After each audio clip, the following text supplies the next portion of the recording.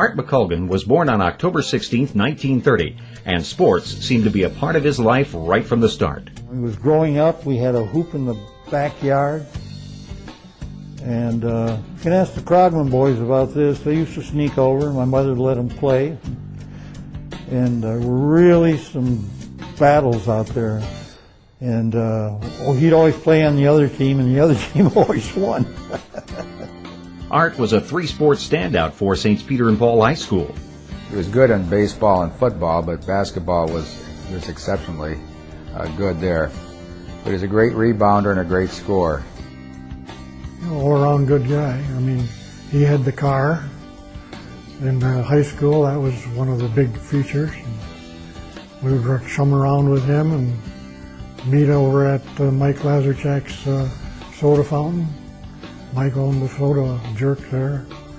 And we'd always have free sodas or malts, whatever we wanted. Mccolgan was the school's first all-state player.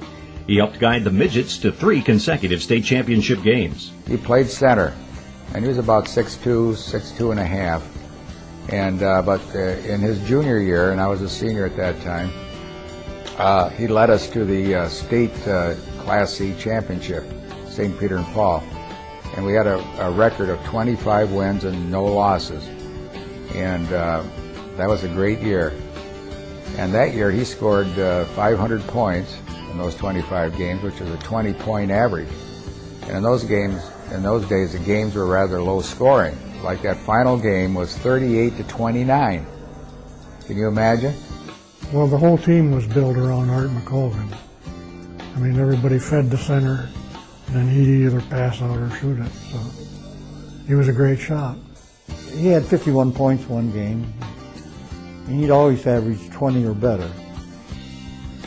So he was just automatic, and he would come off that floor ran wet. Just played and played and played.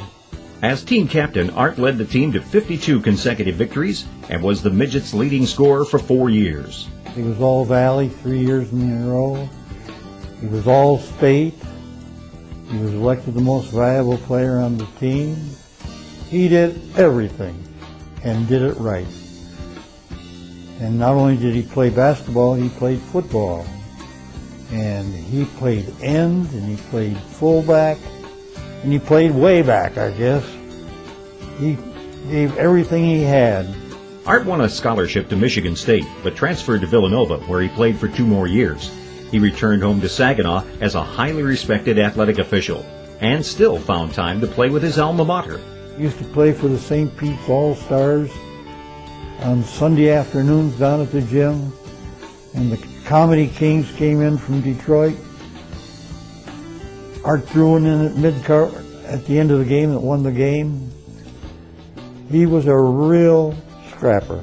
Mccolgan also had a hand in guiding another Saginaw County Sports Hall of Famer, Dennis Mendick, working with head coach Eddie Talboon during his short stay at St. Pete's. Art Mccolgan was an assistant coach on this team that Dennis and I played on.